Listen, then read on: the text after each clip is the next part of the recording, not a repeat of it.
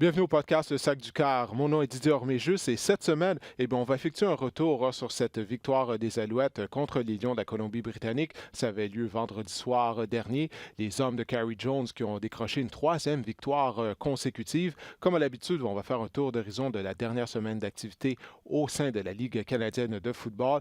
Et bien sûr, c'était le début de la saison régulière dans la NFL. On va se concentrer sur l'analyse des rencontres qui étaient présentées dimanche à travers la NFL en cette première semaine d'activité. Alors, l'épisode du Sac du Cœur commence à l'instant.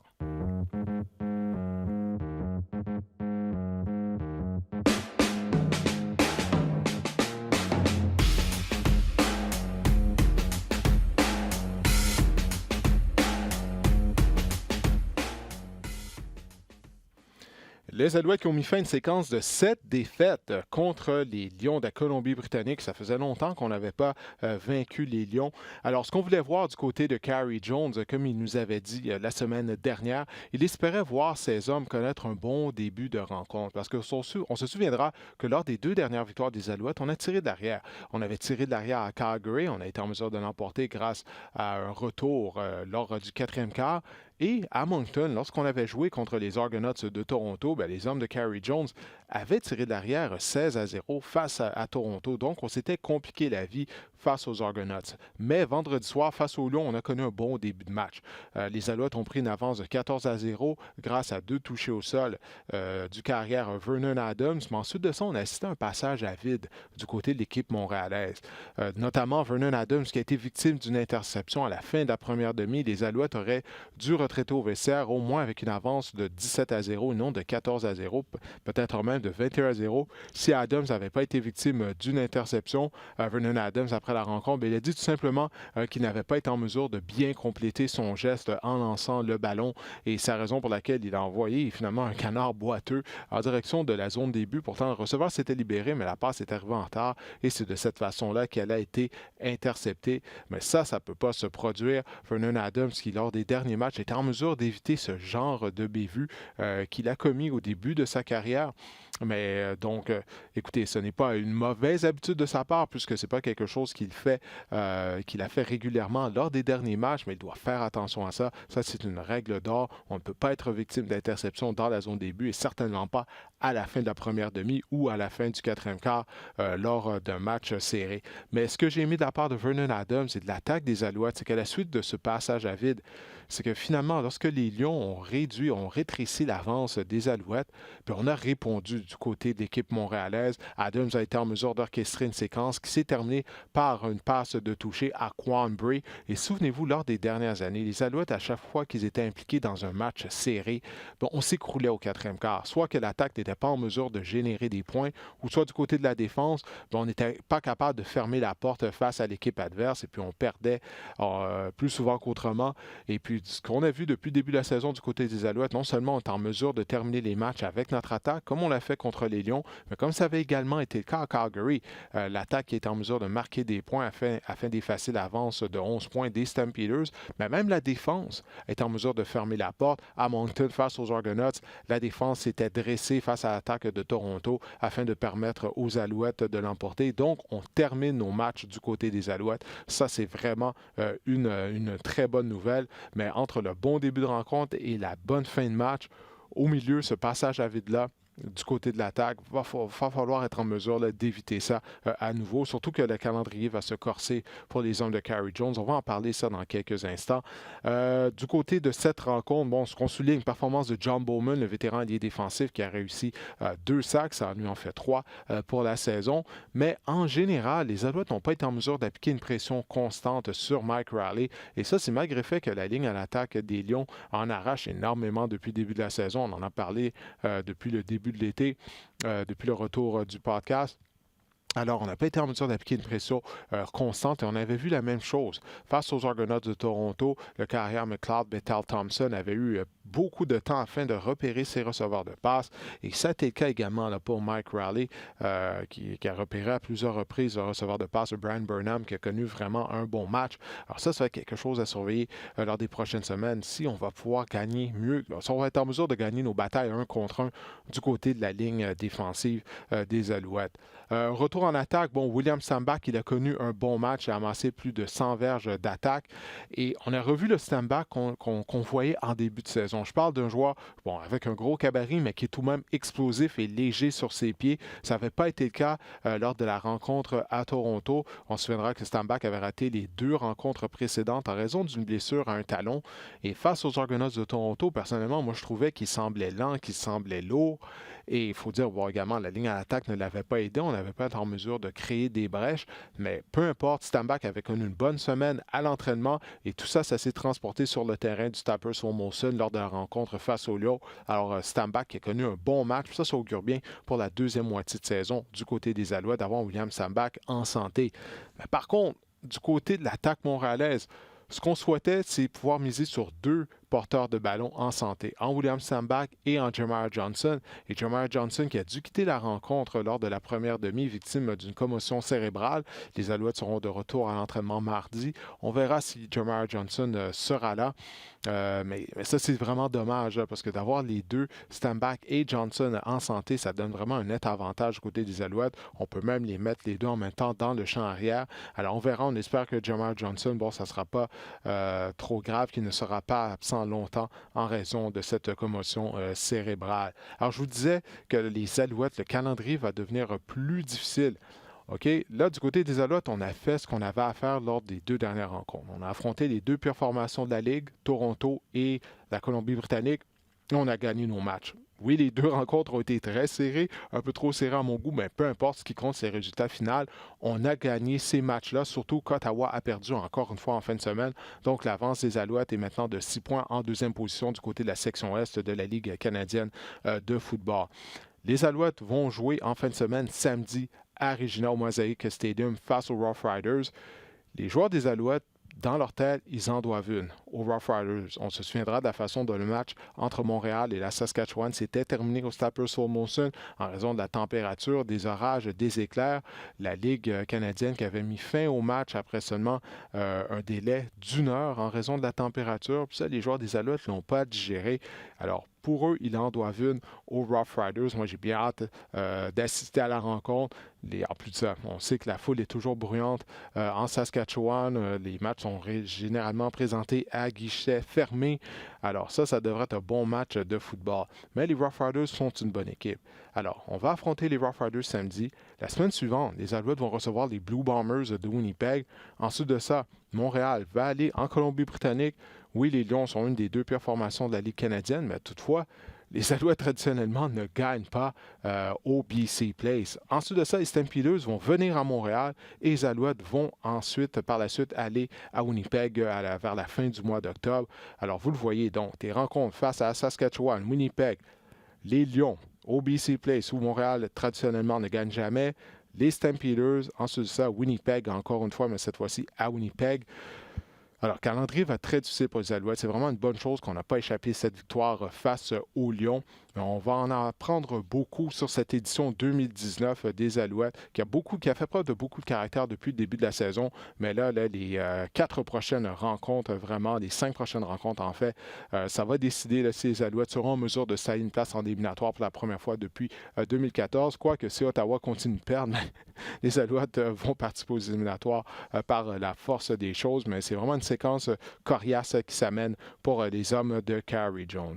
Maintenant, ailleurs, au sein de la Ligue canadienne de football, bon, je vous en parle depuis tout à l'heure, Ottawa qui s'est incliné, qui a perdu. Mais là, il y a perdre et perdre. Mais là, de perdre de cette façon-là, comme Ottawa l'a fait à domicile, au stade de la Place TD par la marque de 46-17 face aux Argonauts de Toronto, ça, c'est tout à fait inacceptable. OK, je sais que les Argos jouent beaucoup mieux depuis un mois, en particulier leur attaque. Carrière McLeod, Bethel Thompson, qui a connu un fort match, mais on ne peut pas perdre à domicile. 46 à 17, peu importe l'adversaire. Rien ne va plus pour les Rouges et Noirs d'Ottawa. C'est aussi simple que ça. Au début de la saison, on se disait, bon, l'équipe possède un point d'interrogation à la position de carrière avec Dominic Davis au poste de quart. Finalement, Dominic Davis qui a été cloué au banc, lui qui ne pouvait pas arrêter de faire cadeau du ballon à l'adversaire. On envoie Jonathan Jennings dans la mêlée, mais on se rend compte qu'il n'y a pas juste la position de carrière là, du côté d'Ottawa qui ne fonctionne pas, même au niveau du groupe d'entraîneurs.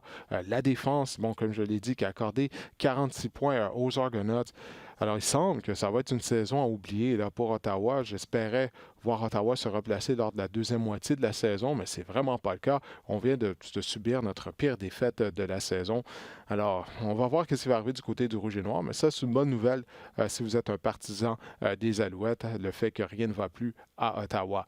Les Rough Riders à Saskatchewan, les prochains adversaires des Alouettes, se sont inclinés par la marque de 35 à 10 face aux Blue Bombers à Winnipeg dans le cadre du Banjo Bowl. Alors, c'était l'affrontement revanche de la fête du travail. On va souligner la performance du demi à l'attaque des Blue Bombers de Johnny Augustine, qui a inscrit le premier touché de sa carrière. C'est lui qui remplace Andrew Harris. Harris qui purgeait le deuxième match de sa suspension de 2 matchs pour avoir échoué à un test antidopage. Pourquoi je souligne la performance de Johnny Augustine? C'est que Augustine, je me souviens de lui lors du camp d'évaluation de la Ligue canadienne. Pour moi, il semblait être le meilleur demi à l'attaque qui était présent au camp d'évaluation de la Ligue canadienne il y a 2 ans. Et malgré tout, il n'a pas été repêché. Alors, il avait été invité au camp des Eskimos d'Edmonton, si je me souviens bien. On l'avait retranché. Il est retourné terminer son stage universitaire. Puis là, il s'est taillé une place avec les Blue Bombers. Et puis là, il se retrouve porteur de ballon partant. Alors, il avait fait du bon travail lors de son premier départ. Cette semaine, il a inscrit un touché. Alors, ça, c'est une belle histoire, celle de Johnny Augustine. Et à Edmonton, eh bien, les Eskimos, ça va pas bien. Se sont inclinés 33 à 17 face aux Stampeders. Alors, deuxième défaite en moins d'une semaine des Eskimos face aux Stamps. On va souligner la performance de Reggie Begelton, receveur de passe des Stampeders, qui connaît vraiment toute une saison. Depuis environ un mois, là, il est vraiment tout feu, tout flamme. Et puis là, ça va encore mieux maintenant que Bolivar Mitchell est de retour au poste de carrière. Les Eskimos qui ont perdu le service de Trevor Harris au début de la rencontre, s'est blessé à un bras. À son bras droit, ça n'allait pas bien. C'est Logan Kilgore qui l'a remplacé au poste de quart. Ça n'a pas bien été pour Kilgore, bien qu'il avait bien joué au début. Mais peu importe, alors ça va être à surveiller l'état de santé de Trevor Harris, qui connaissait une excellente saison jusque-là. Et les Eskimos ont annoncé aujourd'hui la mise sous contrat de Mathieu Betts, l'ami du podcast Mathieu Betts. On se souviendra que Mathieu, il y a 2 semaines, a été libéré par les Bears de Chicago à la fin du camp d'entraînement. Et il avait été un choix de première ronde des Eskimos d'Edmonton lors du dernier repêchage de la Ligue canadienne au mois de mai dernier. Alors, Mathieu qui a signé un contrat avec les Eskimos d'Edmonton. Alors, je crois qu'il a dû regarder ses options, s'il y avait d'autres équipes qui voulaient de lui du côté de la NFL. Bon, il semble que ça ne s'est pas avéré être le cas, mais Mathieu a besoin de jouer afin de continuer de s'améliorer. Alors, je suis content qu'il ait signé avec les Eskimos d'Edmonton. Alors, il reste environ 7-8 matchs à la saison des Eskimos. Alors, on va voir s'il va pouvoir obtenir du temps de jeu et justement là, afin de s'améliorer et qui sait peut-être dans 1 an, dans 2 ans, tenter sa chance à nouveau du côté de la NFL. Mais bien content de voir Mathieu Betts joindre les Eskimos d'Edmonton. Alors, on va se diriger maintenant du côté de la NFL. Je sais que vous avez hâte, étant donné que tout le monde en attendait le début de la saison régulière du côté de la NFL. Tout ça avait commencé jeudi soir dernier à Chicago, lorsque les Bears se sont inclinés face à leurs rivaux de section, les Packers de Green Bay, par la marque de 10-3. J'étais sur place. L'atmosphère était incroyable au début de la rencontre. C'est souvent le cas là, lors du premier match de la saison. L'atmosphère est toujours incroyable, mais moi, j'avais hâte premièrement de voir le Soldier Field, qui est un stade mythique, un des plus vieux stades du côté de la NFL avec le Lambeau Field, bien sûr. Alors, c'était vraiment de toute beauté. Mais les partisans des Bears, autant ils étaient bruyants et derrière leur équipe au début de la rencontre. Puis là, écoutez, à partir du deuxième quart, à chaque séquence de l'attaque de Chicago, eh bien, les Bears se sont fait huer par leurs partisans en raison de la piètre performance du côté de leur attaque. On a de la discuter, même à gagner un premier essai. Mitchell Trubisky a tout à fait été atroce. Alors, on va voir s'il va pouvoir se replacer, lui qui n'avait pas joué lors des matchs préparatoires. Et pourtant, il me semble qu'il en avait grandement besoin. Puis ça a été la même chose du côté des Packers, mais tout tombé sur un vétéran en Aaron Rodgers. Alors, ça a été le début de la saison régulière du côté de la NFL. Et hier, Là, ça commençait. Là. Ça commençait pour de vrai avec la journée de dimanche remplie de rencontres, naturellement à 13h, à 16h et le match en soirée à 20h. On va y aller en ordre chronologique des rencontres du côté de la NFL. On va commencer avec les matchs qui étaient présentés à 13h. Les Titans du Tennessee étaient à Cleveland pour y affronter les Browns. Les Titans, comme vous le savez, ont écrasé les Browns par la marque de 43-13. Écoutez, c'est simple. Hein. Du côté des Browns, on a une cible dans le dos. OK? C'est aussi simple que ça. Parce que les Browns, il y a plusieurs journalistes tout au long de la saison morte, on a encensé les Browns, on dit « Ah mon Dieu, ils ont tellement de talent au sein de leur formation, ce sont eux les favoris afin de terminer au premier rang de la section Nord. » Mais la semaine dernière, là, lors de l'épisode du podcast en compagnie de Mathieu Proulx et de Meeker Guerrier, moi j'en avais parlé. Les Browns, il fallait pas s'emporter avec les Browns, OK? Parce que ça fait longtemps que ça va mal à Cleveland. L'année dernière, oui, on a connu de bons moments, mais les attentes étaient très élevées. Puis là, non seulement on a subi une raclée, mais comme j'en parlais la semaine dernière, la ligne à l'attaque a été un problème. OK? Baker Mayfield a été victime de 5 sacs du corps. Il a été sous pression constamment tout au long de la rencontre. On a entendu les propos également de l'idée rapprochée des Titans de Laney Walker qui a dit, écoutez, les Browns étaient qui on croyait qu'ils étaient. En voulant dire que nous, on savait que les Browns n'étaient pas une bonne équipe et puis on l'a prouvé aujourd'hui en les éclatant 43-13. Un match ne fait pas une saison. On va voir si on va pouvoir se replacer du côté de Cleveland. Mais comme on le disait la semaine dernière, si on commence 0-2, si on commence avec une fiche d'aucune victoire et 3 défaites, écoutez, la situation là, pourrait vraiment s'empirer rapidement du côté de Cleveland. Surtout que l'entraîneur-chef Freddie Kitchens n'a aucune expérience en tant qu'entraîneur-chef. C'est la première fois de sa carrière qu'il est entraîneur-chef. Et puis, il y a des gros égos du côté des Browns de Cleveland. Et en parlant de gros égos, Odell Beckham. Odell Beckham qui va être mis à l'amende parce qu'il a joué en portant une montre. Okay? Il portait une montre là, pendant qu'il jouait un match de football. Mais pas n'importe quelle montre. Ce n'est pas une montre Timex. Non, non. C'est une montre d'une valeur de 350 000 avec laquelle Odell Beckham a joué hier face aux Titans du Tennessee. Pourquoi?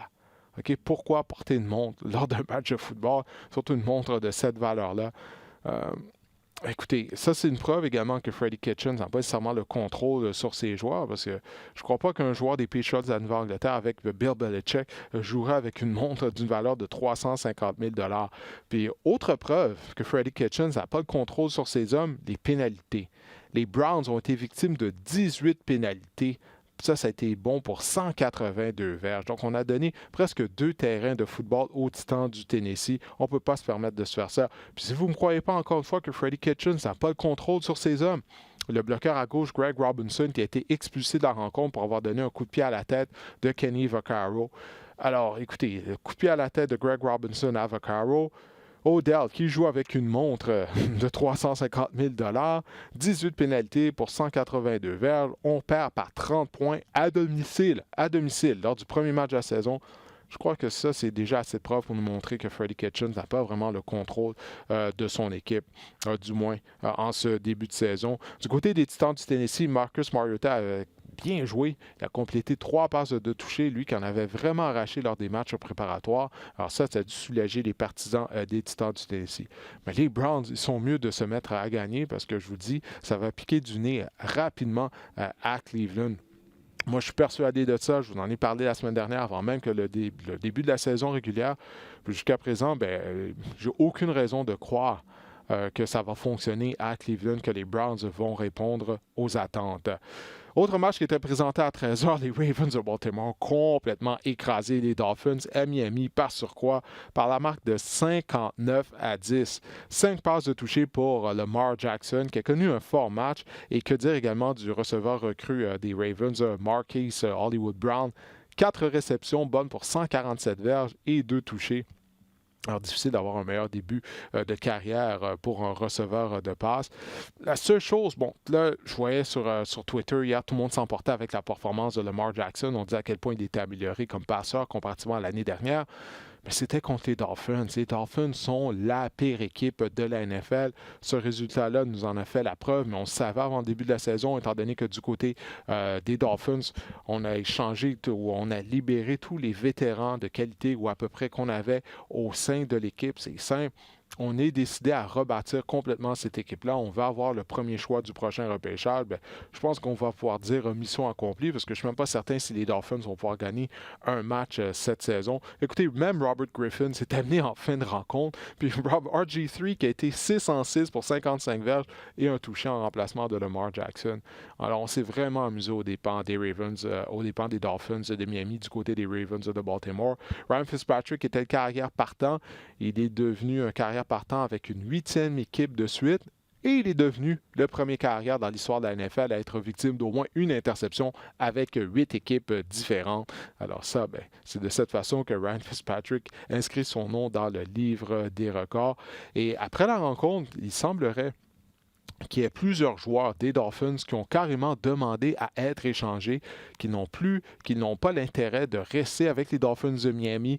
Ils se disent que étant donné que la direction veut absolument détenir le premier choix du prochain repêchage, qu'on n'est pas intéressé par la direction de l'équipe de gagner, les joueurs veulent tout simplement foutre le camp de Miami.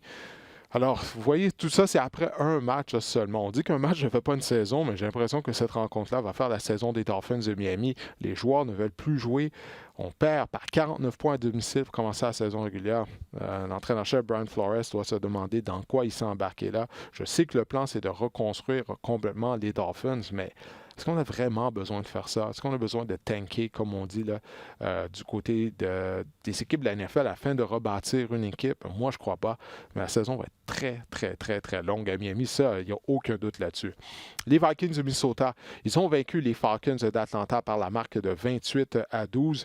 On a assisté au retour du jeu au sol des Vikings du Minnesota. Souvenez-vous, ça manquait l'année dernière. Bon, premièrement, Dalvin Cook était ralenti par des blessures, mais le coordonnateur à l'attaque qu'on avait également s'obstinait à passer le ballon, à tenter une quarantaine de passes avec Kirk Cousins.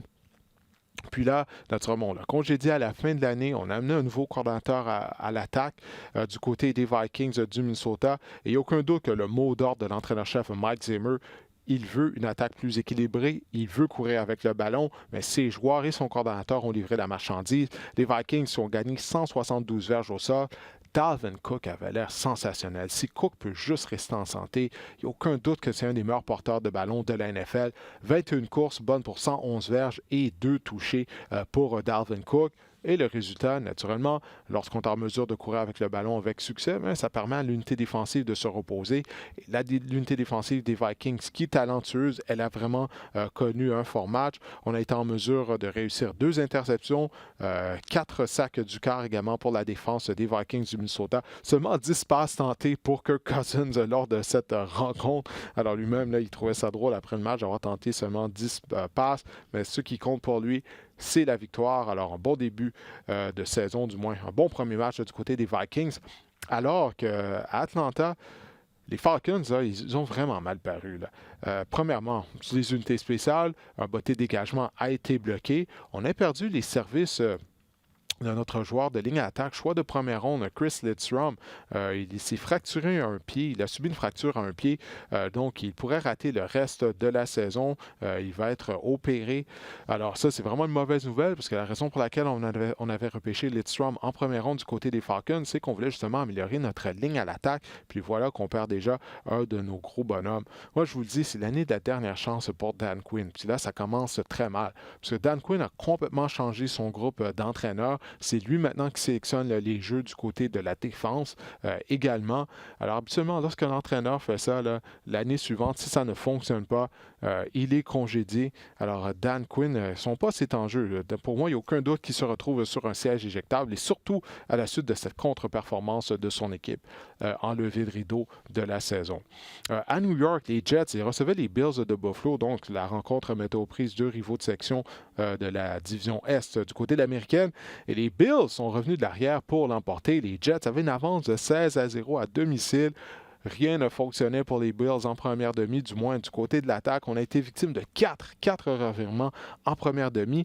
Mais encore une fois, les Bills, sous Sean McDermott, l'entraîneur-chef, ils démontrent toujours qu'ils ont beaucoup de caractère, peu importe les circonstances. Donc, on n'a pas arrêté de jouer. On a été en mesure de revenir d'arrière pour l'emporter par la marque de 17-16.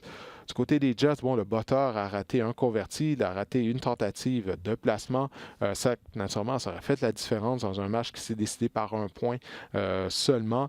Josh Allen, la carrière des Bills, carrière de deuxième année, lui, il est vraiment là, une montagne russe.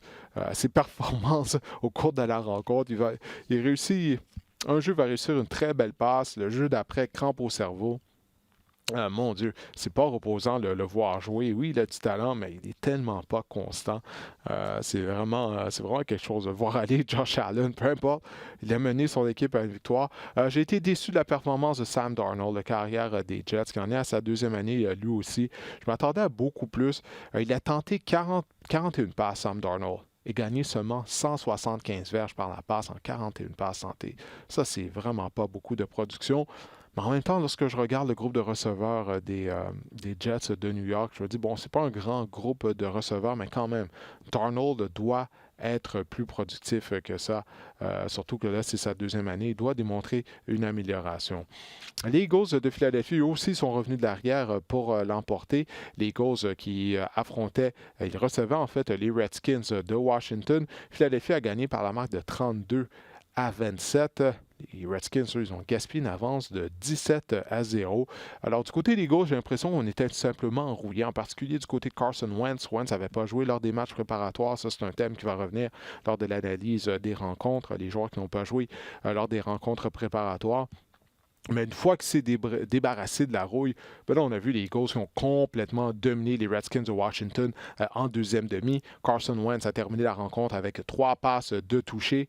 De Sean Jackson, qui est de retour à Philadelphie. Écoutez, à l'âge où il est rendu, il demeure une des meilleures menaces verticales de la NFL.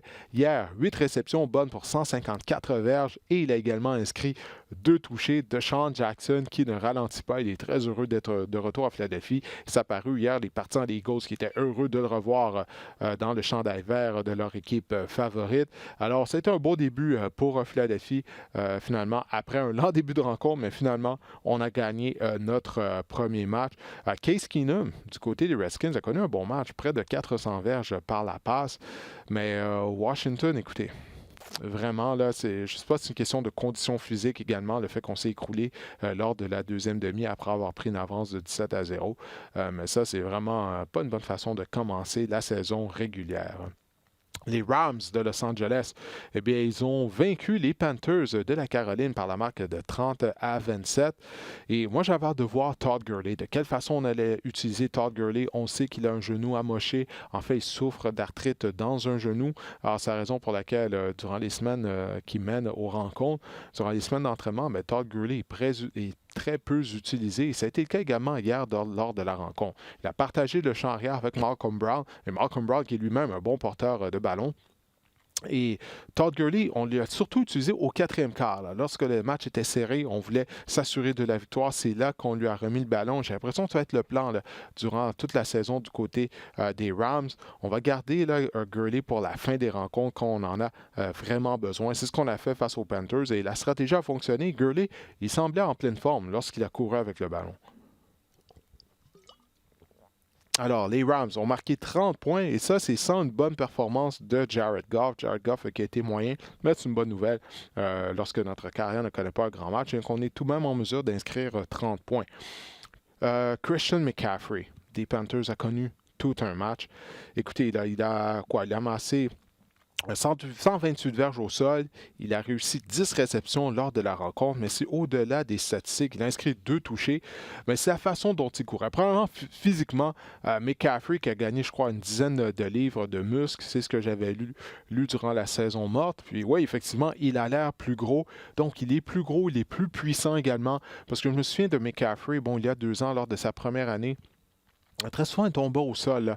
Là. Puis c'est pas nécessairement à la suite de gros contacts. Avait des ennuis à se débarrasser de plaquer. Là. Il se faisait trop souvent plaquer par un bras. Mais là, hier, il passait au travers des bras des joueurs des Rams en défense. Donc, plus difficile à rabattre au sol, termine ses courses, baisse l'épaule. On sait qu'il est reconnu pour sa rapidité, son agilité, mais il a ajouté une dimension là, à son jeu, là, Christian McCaffrey, beaucoup plus robuste qu'en début de carrière. Puis je crois que le deuxième touché qu'il a inscrit face aux Rams a bien démontré ça. Il a terminé ça en puissance. Il y a eu un contact environ 3 verges de la zone début. Malgré tout, il a gardé ses jambes en mouvement, était en mesure de se frayer un chemin pour inscrire le touché. Non, moi, j'ai vraiment été impressionné par McCaffrey. Puis ça, c'est en plus du fait à quel point il est explosif. Wow, il est vraiment, mais vraiment tout un joueur. Ses propriétaires au Fantasy Football ne seront pas déçus cette année, bien sûr, s'il reste en santé. Pour ce qui est de Cam Newton, il a vraiment été imprécis tout au long de la rencontre. Les Panthers auraient pu et auraient dû gagner ce match-là parce que ça n'a pas été une grande performance de la part des Rams. Mais Newton a été beaucoup trop imprécis tout au long de la rencontre. Les Chiefs de Kansas City, maintenant, ils rendaient visite aux Jaguars Jacksonville. Les Chiefs ont gagné. Les Chiefs ont fait qu'est-ce qu'ils font? Ils marquent des points. Ils en ont marqué 40. Ils ont gagné 40-26. Toutefois, bon, Patrick Mahomes a subi une entorse à une cheville. Il devrait être à son poste la semaine prochaine. La ligne attaque des Chiefs, qui n'a pas nécessairement connu un bon match, mais il faut dire qu'on a également une bonne ligne défensive du côté des Jaguars de Jacksonville. Alors, ça a été une victoire coûteuse du côté des Chiefs. On a perdu le service de Tyreek Hill qui est blessé à une épaule. On dit qu'il pourrait rater là, de 2 à 4 semaines. Ce sera surveillé. Mais avec l'absence de Hill, Sammy Watkins a été tout à fait sensationnel. L'ancien des Bills de Buffalo a réussi 9 réceptions bonnes pour 198 verges et il a inscrit 3 touchés. Et plusieurs de ces réceptions ont été faites face au demi-coin étoile des Jaguars de Jacksonville, Jalen Ramsey. Alors, Sammy Watkins, on voit le Sammy Watkins qu'on a vu à Buffalo en début de carrière, le joueur qui avait été sélectionné dans le top 10 du repêchage, semblait explosif dimanche après-midi face aux Jaguars de Jacksonville. Du côté des Jags, bon, c'est vraiment décevant. Là. Nick Foles qui s'est blessé. Il a subi une blessure à une épaule, en fait. Il a subi une fracture à une clavicule. Et ça, c'est malheureux parce que c'est après, il s'est fait blesser sur le jeu au cours duquel il a complété une superbe passe de toucher à DJ Shark. Il avait bien lobé la passe, longue passe, décoché avec doigté et précision, mais sur le jeu, il s'est fait écraser. Donc, il a été blessé. Alors, sa saison pourrait être terminée déjà pour Nick Foles. On sait qu'on fondait de gros espoirs sur Nick Foles. Et puis, la semaine dernière, durant le podcast avec Mathieu Pro et Mickey Guerrier, on posait la question à savoir qui était le remplaçant de Nick Foles. Bon, on a eu la réponse, c'est Gardner Minshew. Et Gardner Minshew a pas mal fait, 22 en 25. Gardner Minshew qui est un produit de l'Université Washington State, donc produit du système de l'entraîneur-chef Mike Leach, donc il est habitué à décocher beaucoup de passes. Hein. Très souvent, à Washington State, on va tenter 60-70 passes par match. On fait juste passer avec le ballon. Il a pas mal paru. Mais écoutez, on va voir qu'est-ce que ça va donner, mais c'est très décevant du côté des Jaguars, mais encore plus décevant même, ou du moins tout aussi décevant que la blessure à Nick Foles à Jacksonville. Ça a été la performance de la défense. Parce que la défense des Jaguars est supposée être une force. Ça a vraiment été une performance horrible. Je sais que l'attaque des Chiefs, c'est possiblement la meilleure de la NFL, qu'on est très explosif du côté de Kansas City. Mais quand même, là, du côté des Jaguars de Jacksonville, en plus de ça, on a fait manque. Il y a vraiment eu un manque de discipline. On a été victime de pénalités. Non, ça n'a vraiment pas été un bon match pour les Jaguars de Jacksonville. Alors, à la suite de la blessure de Nick Foles, les Jaguars ont complété une transaction aujourd'hui. Ils ont échangé un choix de 5e ronde au repêchage de 2020 aux Steelers de Pittsburgh pour le carrière réserviste Josh Dobbs. Alors, Dobbs qui sera le carrière numéro 2 derrière Gardner Minshew. Alors, peut-être que la saison des Jaguars est déjà terminée à la suite de cette blessure à Nick Foles. On a eu 2 matchs qui se sont transportés en prolongation. On a eu droit à un match nul. Il y a un autre match où on a trouvé un gagnant. Ça se passait à Los Angeles alors que les Chargers ont défait les Colts par la marque de 30-24 en prolongation. Austin Ekeler, mais il a fait oublier Melvin Gordon. Ekeler a amassé 154 verges d'attaque. Et il a également inscrit 3 touchés, dont le touché victorieux en prolongation. Alors ça fait mal paraître Melvin Gordon, qui lui est chez lui, fait la grève, étant donné qu'il aimerait avoir un nouveau contrat. Une chose à noter du côté des Chargers, la ligne à attaque. La ligne d'attaque est un problème. Hein? Philip Rivers s'est fait énormément frapper, s'est fait tabasser. On sait qu'on est privé des services du bloqueur à gauche, Russell Okung, qui pourrait rater toute la saison. Il a des problèmes de santé. On ne sait pas encore pendant combien de temps il va s'absenter. Mais Rivers ne pourra pas continuer de se faire tabasser de la sorte. Dans l'ensemble, ça a été une bonne performance à part de Jacoby Brissett. Les Colts auraient pu gagner ce match-là. Naturellement, la rencontre s'est décidée en prolongation. Alors, je ne suis pas inquiet du côté d'Indianapolis quand même. Les Chargers qui étaient une des bonnes formations du côté de la NFL l'année dernière. Les Seahawks de Seattle, eux, ils en ont eu plein les bras avec les Bengals de Cincinnati. La rencontre avait lieu à Seattle. Finalement, les Seahawks sont emportés par seulement un point, par la marque de 21-20 contre les Bengals. Et les Bengals qui ont bien paru. Personnellement, moi, j'ai vraiment été surpris par Cincinnati. Surtout qu'on avait perdu, au printemps, les services de notre choix de première ronde, Jonah Williams, qui était supposé être partant à gauche. On a eu d'autres blessés également du côté de la ligne à l'attaque. Alors, je me disais, bon, on s'en va à Seattle, dans un des stades les plus bruyants. La foule va être craqué. En plus de ça, les Seahawks viennent de faire l'acquisition de Jadeveon Clowney. Mais écoutez, Andy Dalton a connu un bon match. Receveur de passe de John Ross a été sensationnel. L'ancien choix de première ronde, 7 réceptions, 158 verges et 2 touchés, de loin le meilleur match de sa carrière. Ça pourrait vraiment faire du bien aux Bengals si John Ross pouvait justement devenir le joueur qu'on espérait avoir repêché en première ronde il y a 2 ans, puisque depuis le début de sa carrière, il a vraiment été un flop. Alors, belle performance des Bengals, malheureusement. Pour eux, ça s'est terminé par une victoire. Alors que du côté des Seahawks, écoutez ça, cette statistique-là que j'ai recueillie, ça c'est tout à fait incroyable. Pete Carroll, au mois de septembre, a une fiche de 14 victoires et aucune défaite. 14 victoires, aucune défaite. Donc, il a gagné ses 14 derniers matchs présentés au mois de septembre pour l'entraîneur des Seahawks de Seattle. Les Cowboys de Dallas. Écoutez, il y a des équipes qui ont bien paru. Bon, on a parlé des Chiefs, alors on va parler des Patriots de la Nouvelle-Angleterre, mais les Cowboys ont complètement démantelé les Giants de New York. Encore une fois, je ne suis pas certain si ça veut dire que les Cowboys sont aussi forts que ça ou si les Giants sont peut-être encore pire, plus pourri qu'on ne le croyait. La défense des Giants, elle est remplie de trous. Dak Prescott s'est amusé aux dépens de la défense et de la tertiaire en particulier des Giants de New York. Dak, il est temps là, que Jerry Jones le mette sous contrat. Il a mis plusieurs joueurs sous contrat au cours des dernières semaines. Il a donné une prolongation de contrat à Jalen Smith, naturellement, nouveau contrat également pour Ezekiel Elliott. Mais là, il faut mettre Dak sous contrat parce que Dak, il a joué comme un joueur qui avait quelque chose à prouver, qui veut être rémunéré, avoir un salaire de 30 millions ou plus par année. Il a vraiment été incroyable, Dak Prescott. Encore une fois, c'était contre la défense des Giants. La défense des Giants était remplie de trous hier. Ça faisait vraiment dur. Mais le groupe de receveurs des Cowboys de Dallas, Michael Gallup a connu tout un match, plus de 100 verges par voie de réception pour le receveur de deuxième année. Et on a même vu Randall Cobb inscrire un touché, l'ancien des Packers de Green Bay. Alors, on a un groupe, on a beaucoup de profondeur là, à la position de receveur du côté des Cowboys de Dallas. Alors que les Giants, Saquon, il était sensationnel. Si vous n'avez pas vu les faits saillants, je vous invite à les trouver sur Internet, sur YouTube, les courses qu'il a fait. C'est pas le meilleur porteur de ballon de la NFL, mais il n'y a rien autour de lui ou à peu près. C'est simple, il y a 2 joueurs là, du côté de l'attaque des Giants. Il y a Saquon Barkley et l'ailier rapproché Evan Ingram qui a connu un fort match, mais après ça, là, c'est vraiment très, très, très médiocre du côté de l'attaque des Giants. Et soit dit en passant, Eli Manning a maintenant gagné à seulement 2 victoires à ses 17 dernier départ. Ça fiche 2-15 en tant que carrière partant. Je vous dis ça comme ça, on a aperçu Daniel Jones vers la fin de la rencontre.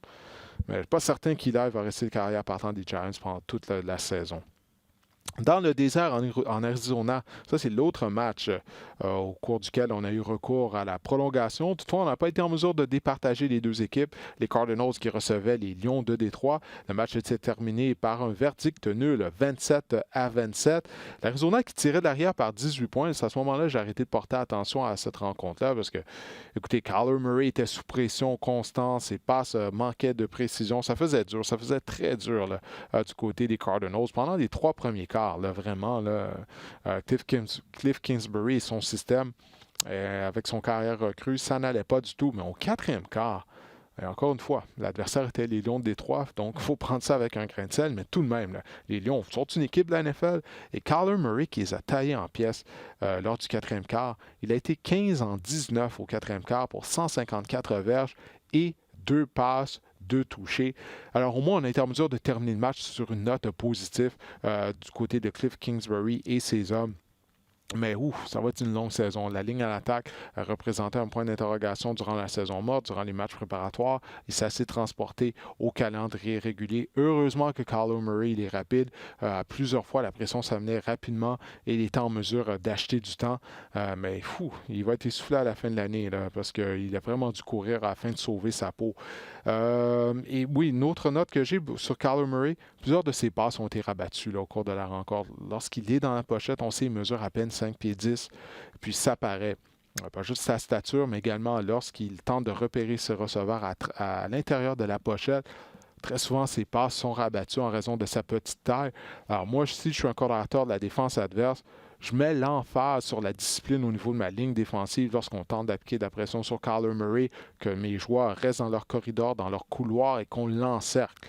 Qu'on fasse un filet autour de lui, qu'on le contienne dans la pochette et puis qu'on le met au défi de compléter des passes de la pochette parce qu'il a vraiment eu des ennuis.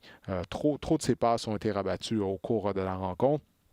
Point positif du côté des Lions, la recrue T.J. Hawkinson. On en avait parlé avant le repêchage, comme quoi Hawkinson était de loin le meilleur ailier rapproché disponible au repêchage. Il n'a pas déçu, plus de 100 verges par voie de réception. Écoutez, c'est un joueur complet. Là. Il bloque, il est rapide, il bouge très bien, très fluide. Wow! En tout cas, on ne s'est pas trompé en sélectionnant T.J. Hawkinson du côté de l'attaque des Lions de Détroit lors du dernier repêchage. Les 49ers de San Francisco, eux, ils ont vaincu les Buccaneers de Tampa Bay par la marque de 31-17. J'avais hâte de voir là, Jameis Winston. Sa performance, Anthony Auclair nous en avait parlé. Il croyait que Winston démontrait des bonnes choses durant le camp d'entraînement. J'avais hâte de voir Jameis Winston avec Bruce Arians comme entraîneur-chef. Bruce Arians est sorti de la retraite parce qu'il disait qu'il était en mesure de relancer la carrière de Jameis Winston. Qu'est-ce que Jameis a fait lors du premier match? 3 interceptions et des crampes au cerveau. C'était vraiment pas beau à voir. 2 de ces interceptions-là qui ont été retournées pour des touchés du côté de Jameis Winston, qui vraiment là, est vraiment téméraire. On ne voit pas d'amélioration dans son cas. Hein. Là, on est rendu à sa 5e saison dans la NFL. Alors, 3 interceptions pour Jameis et la ligne à l'attaque du côté des Bucs qui demeure un problème. Il faut dire qu'on affrontait la ligne défensive des 49ers de San Francisco qui est remplie d'anciens choix de première ronde au repêchage. Alors ça, cette unité se doit d'être une force pour les Niners. Et dimanche après-midi, elle l'a été contre les Buccaneers de Tampa Bay. On a fait la vie dure à Jameis Winston. Il a été sous une pression constante. Et le résultat, c'est qu'il a été victime d'interceptions, comme je le disais. Il y a un joueur du côté des Bucs que moi, je lance sa serviette carrément. C'est l'ailier rapproché O.J. Howard. O.J. Howard qui avait été un choix première ronde. Il est très talentueux, juste qu'on le voit physiquement. Il a le gabarit prototype d'un ailier rapproché. Si on dessinait un ailier rapproché, c'est le physique d'O.J. Howard qu'il aurait. On sait qu'il est rapide, mais il a encore une fois échappé une passe. Je disais que Winston a été victime de 3 interceptions. Il y en a une, c'est pas sa faute. Elle était dans les mains de O.J. Howard. Et Howard l'a échappé et cette passe-là, finalement, a été interceptée. O.J. Howard, il faudrait que je regarde, on est rendu à sa combienième saison, mais beaucoup de talent, peu de production. Dans la dernière rencontre qui était présentée, ça se passait dimanche soir à Foxborough. Les Patriots de la Nouvelle-Angleterre ont hissé la bannière de leur plus récente conquête du Super Bowl. On est rendu à 6 bannières là, au Gillette Stadium. Et pour l'occasion, on recevait nos rivaux, les Steelers de Pittsburgh, dont Antonio Brown n'a pas pris part à la rencontre. Et non, il n'était pas non plus au Gillette Stadium, il n'était pas sur les lignes de côté face à son ancienne équipe. Les Patriots qui ont complètement écrasé les Steelers par la marque de 33-3. Victoire par 30 points. Les Steelers m'ont vraiment déçu. Je sais que traditionnellement, ils perdent tout le temps au Gillette Stadium, mais tout de même, là, de se faire écraser comme ça. Puis pendant la rencontre, je me disais, ça y est, les Patriots s'en vont encore une fois au Super Bowl, là, si on n'a pas de blessure importante. Antonio Brown ne jouait même pas. Tom Brady a complété 3 passes de toucher. Alors, qui va arrêter les Patriots du côté de l'américaine? On dirait que tout repose sur les épaules des Chiefs de Kansas City. Alors, peut-être qu'on va avoir droit encore une fois à un choc des titans entre les deux équipes lors du match de championnat de l'Association américaine. Mais ces deux formations-là semblent vraiment être de loin les deux meilleures du côté de l'Association américaine. Mais les Patriots ont vraiment été impressionnants. Pas juste à cause de l'attaque. Bon, Josh Gordon qui est de retour au jeu, mais ça, pour combien de temps, Dieu seul le sait. Mais la performance de l'unité défensive, là, de limiter les Steelers à seulement 3 points, je sais que ce n'est pas la même attaque des Steelers, il n'y a plus d'Antonio Brown, il n'y a plus de Le'Veon Bell, mais quand même, cette défense-là m'a l'air d'avoir le potentiel d'être dominante. Alors moi, j'ai bien hâte de voir la défense des Patriots à l'œuvre lors des prochaines semaines. Alors, et on va voir ce que ça va donner également avec l'acquisition d'Antonio Brown.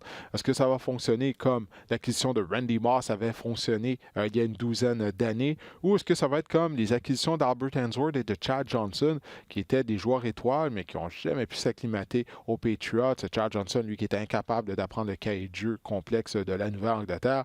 Alors, ce sera à surveiller. Mais vraiment, ça a vraiment été une performance très décevante de la part des Steelers de Pittsburgh. Encore une fois, de se présenter au Jet Stadium et de se faire écraser. Et puis pour Juju Smith-Schuster, je pense qu'il s'est aperçu que c'est pas la même chose de se libérer de la couverture des défenses adverses lorsqu'Antonio Brown n'est pas de l'autre côté du terrain. On l'a vu. Smith-Schuster, lui, il était couvert par Stephon Gilmore dimanche soir. Gilmore qui est un des meilleurs demi-coins de la NFL. Alors là, il n'y a plus Antonio Brown là, pour enlever de la pression sur les épaules de Smith-Schuster. Les autres receveurs des Steelers n'ont pas fait grand-chose, mais oui. Ça a été un fiasco complet du côté de Pittsburgh, autant en attaque qu'en défense. Moi, j'ai vraiment été déçu par la performance de Pittsburgh. Mais encore une fois, il faut prendre ça avec un grain de sel. On affrontait ce qui est possiblement la meilleure équipe de la NFL, les Patriots. Comme je l'ai dit tout à l'heure, un match ne fait pas une saison. C'est pour ça qu'il ne faut pas partir en peur avec les résultats de la première semaine d'activité. Mis à part, si vous êtes un partisan des Dolphins de Miami, oui, partez en peur parce que votre saison va être très longue. Ça, c'est malheureux, mais vous deviez vous attendre à ça. Mais mon Dieu, Miami 59-10 à domicile. Wow! Eh bien, écoutez, on a fait le tour de cette première semaine d'activité dans la NFL, également de la semaine d'activité du côté de la Ligue canadienne de football. Comme je vous disais, j'ai bien hâte de voir la rencontre des Alouettes face aux Rough Riders à Regina en Saskatchewan. Les Alouettes en doivent une aux Rough Riders. Est-ce qu'ils pourront livrer la marchandise et défaire les Riders au Mosaic Stadium avec la foule bruyante, tout le monde qui est habillé en vert à Regina? Eh bien, on verra. On aura la réponse samedi. La rencontre sera bien sûr présentée sur les ondes de RDS. Alors, j'espère que cet épisode du podcast Sac du Cœur vous a plu. On se reparle la semaine prochaine.